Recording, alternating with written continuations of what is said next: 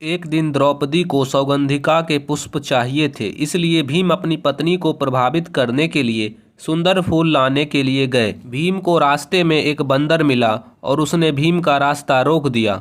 भीम ने बानर को हटने को कहा। बंदर ने कहा कि मैं बूढ़ा और थका हुआ हूँ और मैं चल नहीं सकता। यह बेहतर होगा कि पराक्रमी भीम आप मुझे एक तरफ धकेल दें और अपना रास्ता खुद बना लें। क्रोधित भीम ने अपनी पूरी ताकत से बंदर को हटाने की कोशिश की और गदा का भी इस्तेमाल किया। बंदर थोड़ा भी नहीं हिला। भीम को अपनी गलती का एहसास हुआ और उसे पता चला कि बंदर कोई साधारण बंदर नहीं था, बल्कि वे हनुमान जी थे। उसके बाद हनुमान जी ने खुद को प्रकट किया और भीम अपने ही भाई शक्तिशाली हनुमान को ना पहचान पाने के कारण शर्मिंदा थे। तब हनुमान ने उन्हें फूलों को खोजने में मदद की और अपने विशाल रूप में परिवर्तित होकर उन्हें जंगल से गुजरने और अपने गंतव्य तक पहुंचने में मदद की। एक युवा अर्जुन रामेश्वरम गया था और उसने भगवान राम के मंदिरों का दौरा किया था। जब वह पत्थरों के पुल पर गया तो उसके मन में एक सवाल था जो उसने सबसे पूछा। भगवान राम ने बंदरों और छोटे जानवरों की मदद क्यों ली, जबकि वे केवल एक बाणों में पुल बना सकते थे। उनकी यात्रा के प्रारंभ से ही उनका पीछा करने वाले एक बंदर ने उत्तर दिया, राम की सेना में सुग्रीव, अंगद आदि जैसे शक्तिशाली योद्धा से भरी हुई थी। तीरों का पुल उनका वजन सह नहीं पाता और टूट जाता। अर्जुन ने इस धारणा को चुनौती दी और कहा कि तीरों का एक अच्छा पुल हो सकता है। बंदर ने उसे एक पुल बनाने के लिए चुनौती दी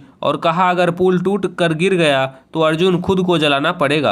अर्जुन सहमत हो गए और बाणों का पुल बना दिया। बंदर ने उस पर पैर रख दिया और वह टूट कर गिर गया। अर्जुन आग में जलने ही वाला था कि एक लड़के ने उसे रोक लिया। लड़के ने कहा कि चुनौती का फैसला करने वाला कोई नहीं था और इसे फिर से किया जाना चाहिए, जिसका फैसला मैं करूंगा। इसलिए दोबारा प्रतियोगिता शुरू हुआ और इस बार अर्जुन का पुल नहीं गिरा। हनुमान जी पुल पर चले, उछले, कूद के कोई फायदा नहीं हुआ। फिर वो अपने शक्तिशाली रूप में परिवर्तित हो गए, लेकिन पुल अप्रभावित रहा। इससे हनुमान जी हैरान रह गए। छोटे लड़के ने खुद को भगवान कृष्ण के रूप में प्रकट किया और दोनों योद्धाओं ने सम्मान और प्रशंसा में उन्हें प्रणाम किया। हनुमान अपने कार्यों के लिए पश्चाताप करना चाहते थे और महाभारत के युद्ध में अर्जुन के रथ पर सवार होने का वादा किया। अर्जुन के रथ में हनुमान जी का ध्वज था और यही कारण था कि किसी भी दिव्य अस्त्र ने रथ को प्रभावित नहीं किया। युद्ध समाप्त होते ही कृष्ण नीचे उतरे और अर्जुन को रथ से दूर रहने को कहा। तब हनुमान जी ने जैसे ही रथ को छोड़ दिया, रथ जलकर खाक हो गया। इस प्रकार हनुमान जी अर्जुन के रक्षक और भीम के सहायक थे। वह 8 चिरंजीवियों में से एक हैं और उन्होंने भगवत गीता भी सुनी है। ये महाभारत में हनुमान जी की 2 यादगार कहानियां हैं।